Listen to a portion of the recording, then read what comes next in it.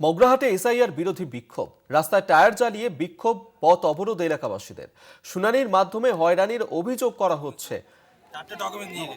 দরকার যে receive copy ওদের হাতে ধরিয়ে দিই। এটা আমি ভিডিও সাহেবের সাথে রিসিভ না একটা কথা বলি, ওখানে তো অফিসাররা বসে আছে।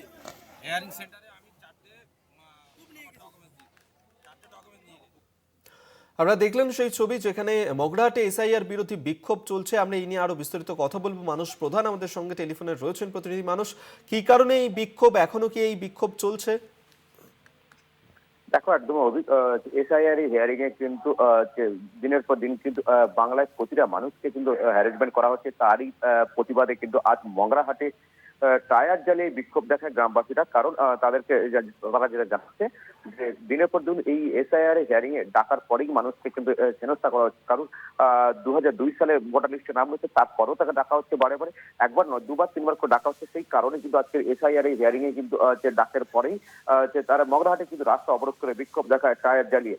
তবে ঘটনায় যে খবর পেয়ে কিন্তু মগরাহাট থানার ওসি সহ বিশাল পুলিশ বাহিনী আছে। ঘটনায় যে আশ্বস্ত করে যে এই যে বিক্ষোভকারীদের সঙ্গে যে এই যে আশ্বস্ত করার পরেই কিন্তু ছত্র ভঙ্গ হয়ে যায় এই যে বিক্ষোভকারীরা। তবে যেটা জানা গেছে যে এই দিনের পর দিন যদি এইভাবে যদি বাংলায় যদি এসআইআর এর নাম করে যদি মানুষকে হ্যারাসমেন্ট করা হয়, আগামী দিনে আরো বৃহত্তর আন্দোলন হবে বলে জানাচ্ছে। ধন্যবাদ তোমাকে। মানুষ প্রধান আমাদের সঙ্গে টেলিফোনে ছিলেন প্রতিনিধি।